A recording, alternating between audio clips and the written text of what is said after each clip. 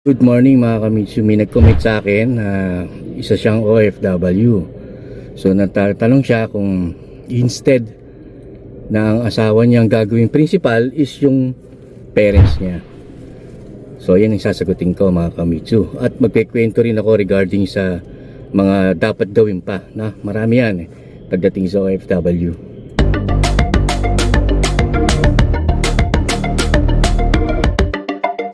Okay guys, so yung tanong niya kung maaari daw ba na parents niya na lang ang maging principal instead of asawa.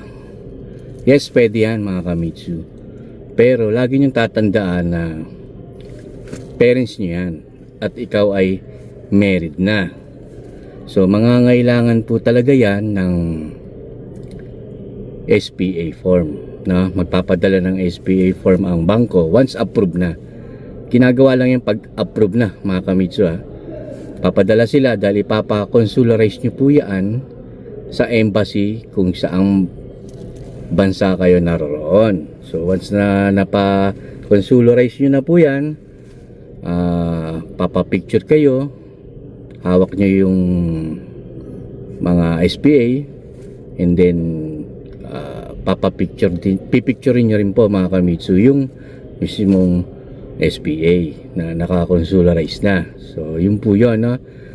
Pero kung spouse nyo po, no, kasal kayo, married kayo, ay hindi na ho kakailanganan ng SPA. Marital consent na lang yun. Madali na lang po yun dahil sesendan lang kayo, then pipirma lang kayo doon, then selfie picture lang hawak nyo. Ganun lang po ginagawa kapag married. So kung hindi kayo kasal, ganun din po yun. Katulad sa parents niyo na kakailanganin ho ng consularized SPA. So ulitin ko, once na hindi nyo asawa, kapatid, tatay, nanay, minsan pinapayagan din ng pinsan, basta magkasama kayo sa bahay, kailangan po ng SPA form yan na consularize ng embassy kung nasaan kayong bansa. Pero kung married, katulad ng sinabi ko kanina, marital consent na lang po yun. So ganun lang kadali. So pwede naman nating gawa ng paraan yan. Meron namang isa naman uuwi. Kung uuwi naman po kayo mga kamitsu, maaaring kayo na magiging principal, no? Ipapaalam kayo sa bangko na pauwi na kayo at may return ticket po kayo dapat, no? Nababalik kayo. Pag wala po nun, hindi po kayo ma-approve niyan kasi iisipin ng bangko na end contract ka na ron at mag-stay ka na rito for good. So syempre ang gusto nila yung income nyo as OFW, yun na in-apply natin. So kailangan talaga ng return ticket pagdating sa mga ganyan kung kayo ang magiging principal. So paano gagawin? I-apply po natin yan na meron kayong co-maker pa rin. Kasi tatanungin nila, paano na kung umalis ka na?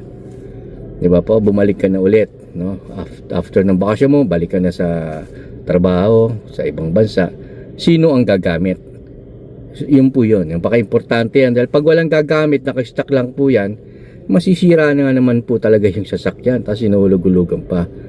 Buti kung cash po yan, wala silang pakialam dyan. Pero kapag installment po yan, financing, kailangan talaga ng co-maker pa rin, no? Yung po yung lagi nyo tatandaan. At kung kailan kayo mag-apply, sa nakikita ko yung range ng takbo kasi maraming inaayos yan, hindi lang basta approve ka na, mayroong nuyang credit advice, nakalagay po dyan yung mga requirements na kakailanganin or additional na requirements na kakailanganin. So yun po yung mga natin yan, aayusin po natin dalawa yan. So kailangan po talagang magtulungan tayo para at least pag uwi nyo, ready na yung unit, no? Kailangan nyo na mag-reserve dyan, mapa-assign ka ng unit, at kailangan sakto kung kailan kayo uuwi. Sabihin nyo rin sa akin para marami kasing process ngayon dahil ang invoicing namin ngayon is nakalink kagad sa BIR. So hindi ko yan pwedeng ipa-invoice agad-agad. I-assign ng unit pwede. Pero yung invoicing, ginagawa lang po yan kung sure na yung date na nandito kayo na para i-release. Kasi kung hindi, cancel yan.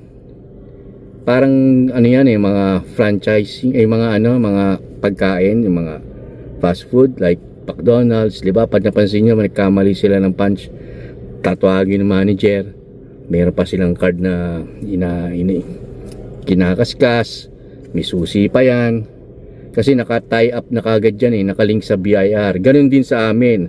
Mas mahirap nga lang dahil kokotse kami. Maraming pinagdadaanan yan. Dahil nandiyan dyan ng insurance, nandiyan dyan ng LTO. So kailangan niyang pare-pareho ang date, walang mali ang mga spelling, lahat ng information dapat tugma dahil kayo rin po magsasuffer doon. And then kami rin po dahil mahirap po mag-asikaso. Ganun yun So sana may natutunan kayo.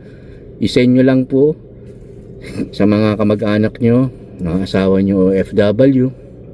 At isa pa po ito, seaman. Pareho lang din po yan, kasi OFW rin po yan. So kapag ka married kayo, mas madali dahil marital consent lang yan. Pero kung SPA yan, hindi kayo married kasi, may bangko kasi kailangan paano ka gagawa ng paraan para nasa barko ka diba, nasa dagat ka. So kailangan natin mag-usap. Hindi to kompleto. Kailangan kasi alam ko hindi kayo pare-pareho mga istorya ninyo, ikwento nyo sa akin. So ganun na lang mga Kamitsu.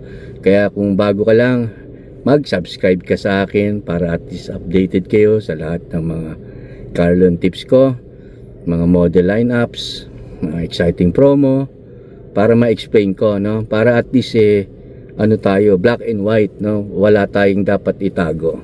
Lagi niyong tatandaan dito sa channel ko, pag nag-apply kayo sa akin dito, walang labis, walang kulang pagdating sa down payment at sa mga transaction natin dahil kayo po mismo magbabayad ng full down payment sa opisina. Hindi po ako mahawak ng pera.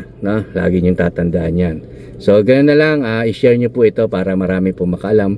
At kung meron pala kayong gusto itanong, i-comment nyo sa akin para magawang ko ng video kung baka may mga topic tayong gusto nyong ipaalam o mapanood, gagawin ko po yun. So ganyan na lang mga Kamitsu, mag-subscribe po kayo.